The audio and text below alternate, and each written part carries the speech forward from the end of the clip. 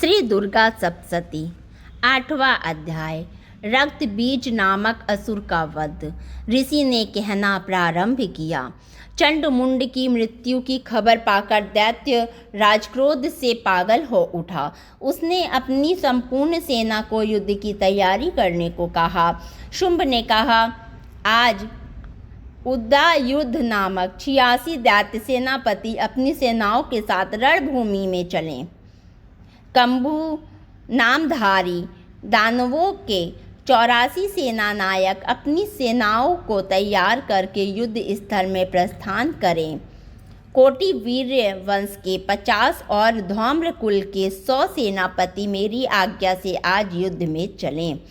कालक, दौहर्द, मौर्य और कालकेय नामक दैत्य भी मेरी आज्ञा से तुरंत कूच कर दें।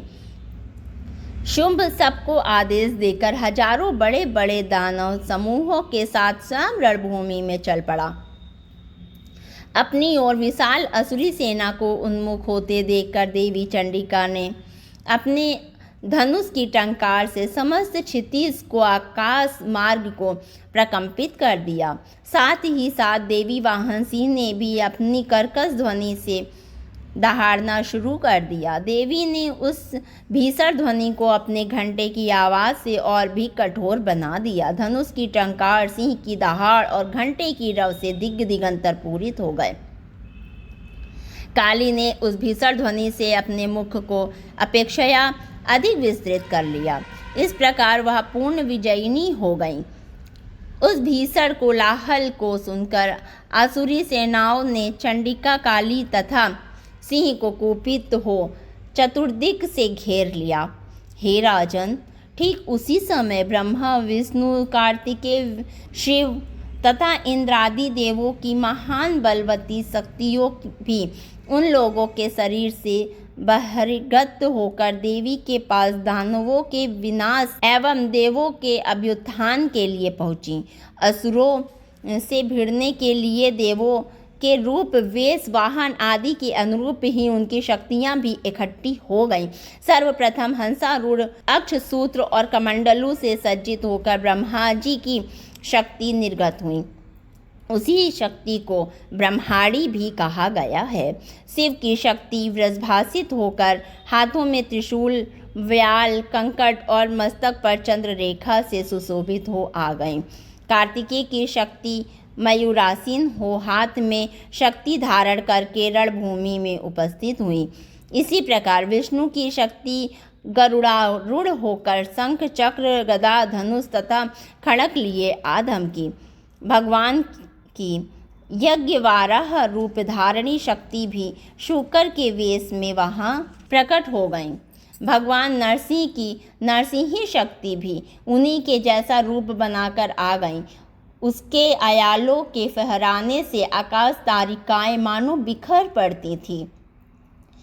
इसी प्रकार हाथ में वज्र लिए ऐरावत हाथी पर आरूढ़ होकर इंद्र की शक्ति भी वहां उपस्थित हो गई। इंद्र की शक्ति भी उन्हीं के समान हजारों आँखों वाली थी। उन संपूर्ण देव शक्तियों से पूर्ण शिव जी ने देवी चंडिका से कहा, अब तुम मेरी प्रसन्नता के लिए शीघ्र ही उन असुरों का संहार करो। इतना सुनते ही देवी के शरीर से अत्यंत विकराल एवं उग्र रूप वाली चंडिका शक्ति की उत्पत्ति हुई, जिसके द्वारा सैकड़ों सियारिनियाँ की सी ध्वनि निकल रही थी। उस अपराजिता देवी ने धूसर वर्ण वाले जटाधारी शिव से कहा, भगवान, आप शुंभ निशुंभ के पास दूत बनकर जाइए। वहां जाकर आप उन दोनों दानवों और उसके साथियों से संदेश कहिए कि हे दानवों, यदि तुम सब जीवित रहने के इच्छुक हो तो सभी पातालपुरी को वापस लौट जाओ, जिससे इंद्र को त्रैलोक्य का राज्य प्राप्त हो और सभी पातालपुरी को प्राप्त हो और सभी देवदानव अपने अपने भागों का उपभोग करें। यदि तुम मदगर्वित हो, युद्ध करना चाहते हो तो आओ, मेरी योगिनियाँ तुम्हारे कच्चे मांस को चबाकर तृप्त होंगी। उन देवी ने भगवान शिव को दूत का कार्य सौंपा था, इसलिए वह जगत में शिवदूती के नाम से विख्यात हैं। शिव जी के मुख से ऐसी बात देवी की सुनकर दैत्य समूह क्रोधित हो उठा और उसी क्षण से सब कात्यायनी की ओर झपट पड़े। तत्पश्चात वे सभी दानव क्रोधपूर्वक देवी पर अपने वाण शक्ति, दृष्टि आदि अस्त्रों की भयंकर वर्षा करने लगे। देवी ने प्रत्युत्तर में अपने धनुष की टंकार करके दैत्यों द्वारा प्रक्षेपित वाण शक्ति, परशु आदि को सहज ही काट गिराया। तदंतर काली आगे बढ़कर अपने शूलाघात से दानवों को चीरने लगी और खड्वाग्य द्वारा उनका विनाश करती हुई रणस्थल में घुसने लगी। ब्रह्माणी जिधर भी निकल पड़ती थी उधर से असुरों को अपने कमंडलों के जल छिड़क कर उन्हें श्रीहद बना देती थी। महेश्वरी ने त्रिशूल, वैष्णवी ने चक्र तथा कार्तिकेय ने अपनी शक्ति के बल से दानवों को कुचलना प्रारंभ कर दिया। इंद्राणी द्वारा वज्राघात से आहत राक्षस सैकड़ों की संख्या में खून से लथपथ होकर भूमि पर गिर पड़े। विष्णु की वाराही शक्ति ने अपने थुथुनों की मार से अनेक राक्षसों को पृथ्वी पर गिरा दिया। दाढ़ों की मार से कितनों की छाती को विदारित कर दिया तथा कितने ही वैष्णवी के चक्र से घायल होकर भूमि पर गिर पड़े। कितने ही राक्षसों को अपने नखों से फाड़कर नारसिंही शक्ति उन्हें खा डालती थी और समस्त दिशाओं को सिंहनाद से कपाती हुई युद्ध भूमि में विचरने लगीं।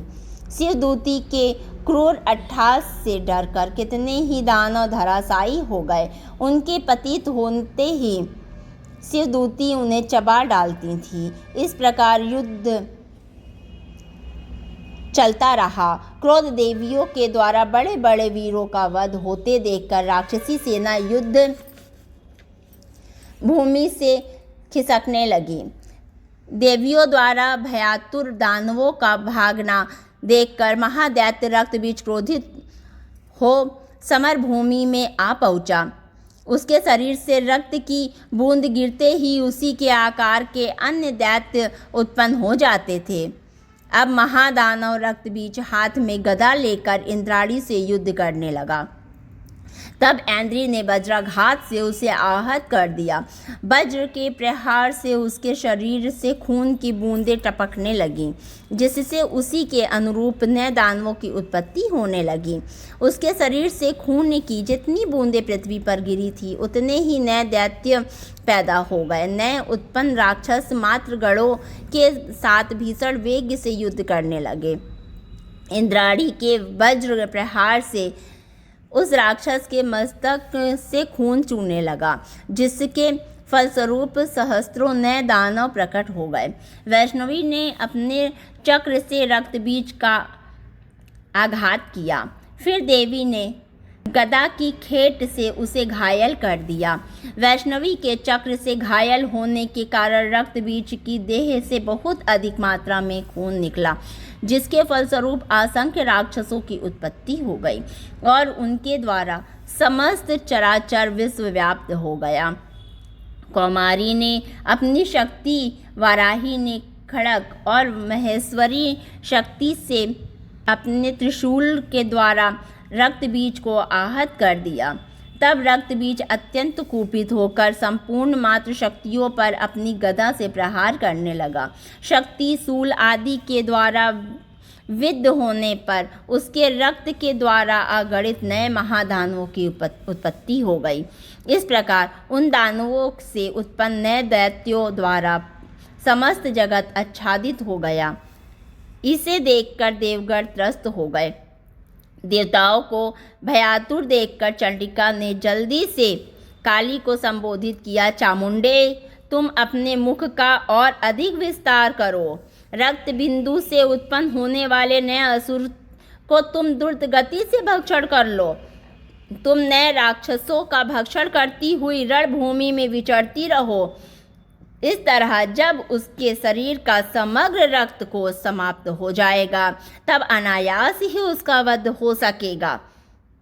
जब तुम उन भीषण दानवों का भक्षण कर डालोगी तब नए दैत्यों का उत्पन्न होना बंद हो जाएगा। इतना कहकर चंडिका देवी ने अपने शूल से रक्तबीज पर प्रहार किया। उसके शरीर से रक्त निकलते ही उसे काली ने अपने मुंह में भर लिया।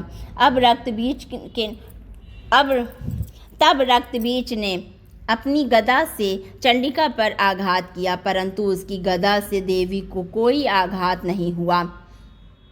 उधर रक्तबीज के घायल शरीर से बहुत अधिक मात्रा में रक्तस्राव हुआ, किंतु उस रक्त के भूमि पर गिरने से पहले ही चामुंडा ने उस रक्त को अपने मुंह में ले लिया।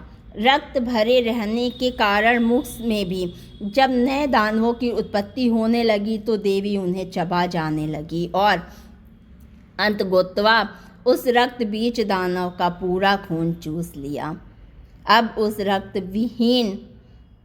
रक्तहीन दानव रक्त बीज को अपने वज्र, बाण, खड़ग, रिष्टि आदि के प्रयोग से देवी ने मार गिराया।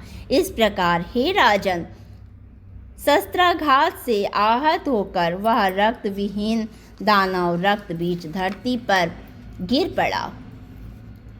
हे नरश्रेष्ठ, इस दृश्य को देखकर देवताओं का हृदय उल्लसित होने लगा।